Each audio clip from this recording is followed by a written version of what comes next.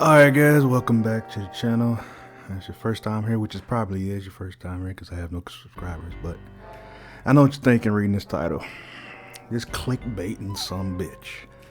This no, it's not clickbait. It's kind of clickbait, but I mean every word of it.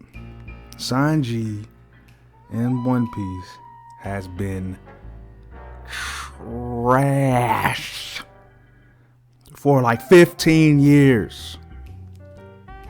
What has he done? What has he done? Even in his recent Year of Sanji arc. What did he do? Like, how? What did he do? But let me backpedal. Let me explain. Let me give some praise where praise is due. Sanji's, cool. Besides his, female quirk, it's kind of annoying, but he's cool. He's strong. He does decent fights. Here's my peak Sanji love. It was Water 7, right? It's a crazy time. Usopp is leaving the crew. Sanji, Luffy, they're leaving the Mary. It's just crazy. Robin with the CP9, it's like the CP9 reveal all this shit. People's crazy. Motherfuckers they threw Luffy out of the fucking room, threw Zoro out of the room. The freaking tidal wave, I forgot the name of the big tidal wave that was coming in Water 7, but the tidal wave was coming, was just crazy. I'm like, where is Sanji? Robin is leaving on the train. And you're like, we're gonna lose Robin forever. Like, what are we gonna, what's going on? Boom, Sanji's in the shadows, lighting a cigarette. Bingo.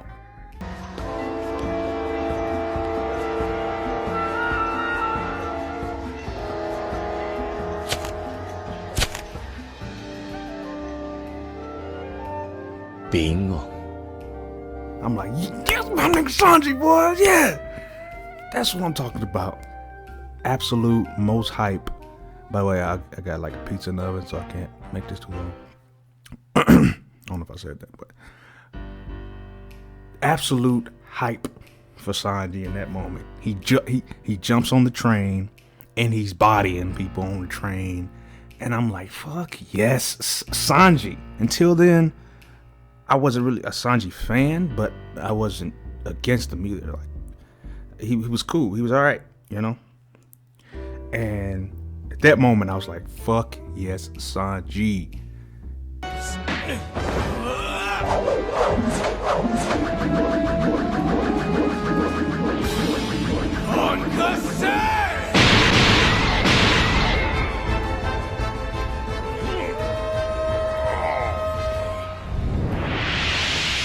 Bodying people on the train. They get to Water 7, more of the fights and taking out people. Here's what get fucked up. An Enies lobby. And I know at this point I haven't decided what I'm gonna do in a thumbnail, so maybe it's already obvious whatever thumbnail I choose. And at this point you probably realize where I'm going with this. He allows himself to be beaten by Khalifa. What? Like, what? It's been like 15 years. And so you might be thinking, man, that was so long ago. Get over it. I'm like, no. The magnitude of that arc, Water 7, Enies Lobby, the backstory of Orhard, like that was prime One Piece. The world building became gigantic. Introduced to Frankie, his backstory, and just everything encompasses Robin, CP9, just everything coming to a fucking head. And the amount of weight, the shit with the Mary, all the amount of weight on that arc. And around that time, Robin was about to be gone forever.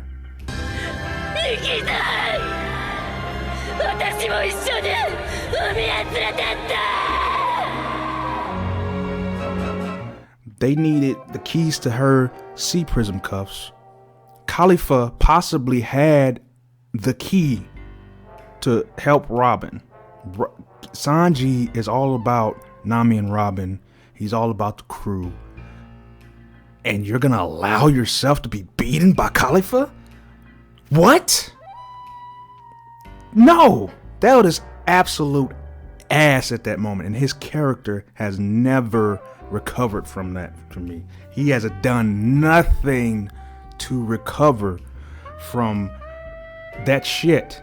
Like, perhaps Oda could have did something better, where like he was just internally fighting, like showing him internally fighting his code to not hit women. Maybe you saw him, maybe he slapped Khalifa, and like, because he didn't want to kick her to that point, but he had to do something, and he's fighting, and then Nami walked in and he said, "I'll leave it to you, Nami," and then he got bodied by Khalifa, got put in that soap shit, whatever the fuck happened, whatever Khalifa, I forget what her Billy is, she turned into soap or something. But, and like, from then on, Sanji and Nami have like an understanding. He allowed himself to be beaten because he was gonna leave it to Nami now to get the key. And Nami, and that from that point on, Nami and Sanji had an understanding to never tell anybody else that he hit a woman. Like, that would have been way better than just letting yourself be beat. What the just standing there? Get the fuck out of here.